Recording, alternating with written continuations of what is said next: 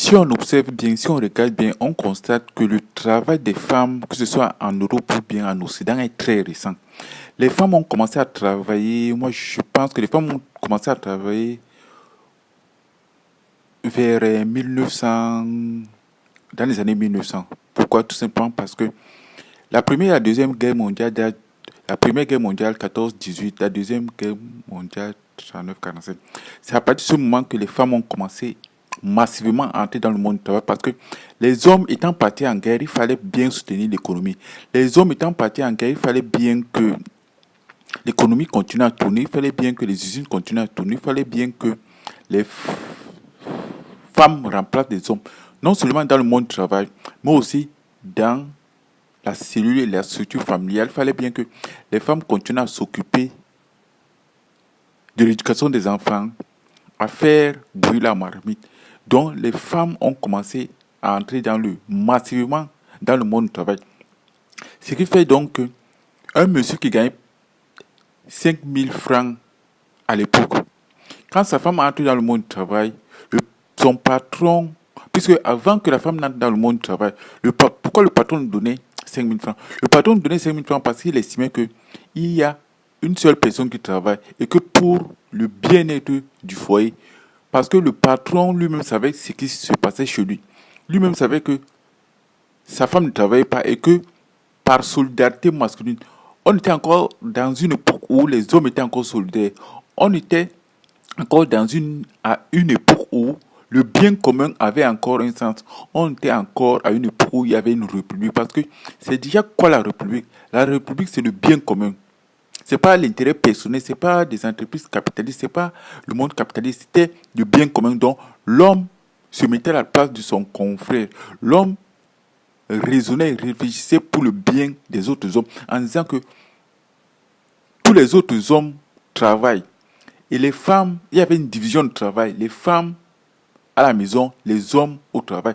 Donc, en donnant à son compère 5 000 francs, il estimait que 5 000 francs, c'était largement suffisant pour élever les enfants, éduquer les enfants, les envoyer à l'école et prendre soin de sa femme.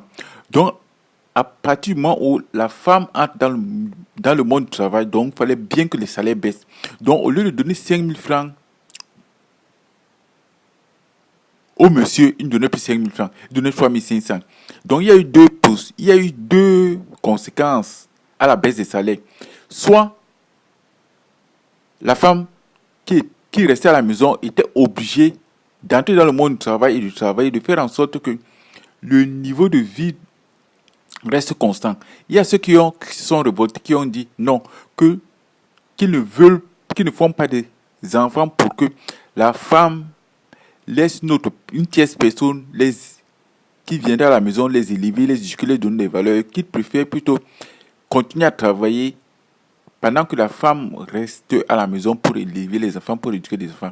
Mais le problème, c'est que le loup était déjà dans la bergerie. Le loup était dans la bergerie dans la mesure où les femmes ayant goûté au monde du travail, les femmes en travaillant ont démystifié à la fois les hommes.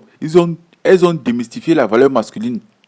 Parce que quand le mari rentre à la maison en disant qu'il est fatigué, qu'il a beaucoup travaillé, à partir du moment où on fait entrer la femme dans le monde du travail, la femme, elle observe, elle regarde, elle dit, c'est ce que mon mari me dit qu'il travaille, mais c'est pas aussi compliqué que ça, c'est pas aussi difficile que ça, puisque moi aussi je travaille. Donc à partir du moment où la femme en venant à la maison en disant moi aussi je travaille, toi aussi tu travailles, donc forcément,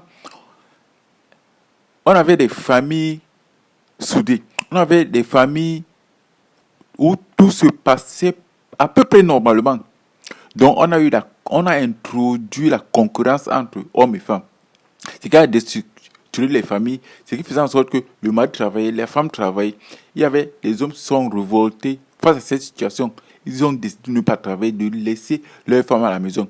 Mais en sachant simplement que les 5 000 francs qu'ils gagnaient avant ne pouvaient plus les gagner puisque les salaires avaient un tout petit peu baissé. Je pense que c'est la première chose qui s'est passée ici. Et cette situation a des conséquences jusqu'à aujourd'hui. Je ne suis pas non plus en train de dire que la femme ne doit pas travailler. Je ne suis pas non plus en train de dire que la place de la femme est de rester à la maison. Je suis juste en train de vous dire que chaque fois qu'on pose des actes, chaque fois qu'on prend des décisions, chaque fois qu'on fait des choix, ces choix ont des conséquences non seulement dans la vie de tous les jours, mais ces choix vont modifier nos rapports les uns par rapport aux autres. Ces choix vont tellement modifier les rapports que on va atteindre un point de non-retour. Et actuellement, on atteint le point de non-retour. Et le point de non-retour a été atteint pendant mai 68. Parce que c'est en mai 68 qu'on s'est rendu compte que le loup était bien entré dans la bergerie. Et on voit le résultat aujourd'hui. On voit le résultat avec l'émancipation de la femme où l'homme ne sait plus qui il est. Je ne dis pas l'homme dans sa globalité, ni je ne veux pas généraliser, mais certains hommes ne savent plus qui ils sont. Mais, et le seul conseil que je peux leur donner, le problème c'est que si vous posez la question qui vous êtes, alors je pense que ça veut donc dire que le verre est dans le fruit. Normalement, un homme ne doit pas chercher ni à copier les femmes. Un homme ne doit pas chercher à être corporate. Un homme ne doit pas chercher à être à la mode. Un homme doit juste essayer d'être lui-même. Mais comment l'homme peut-il être lui-même dans une société à mutation? Comment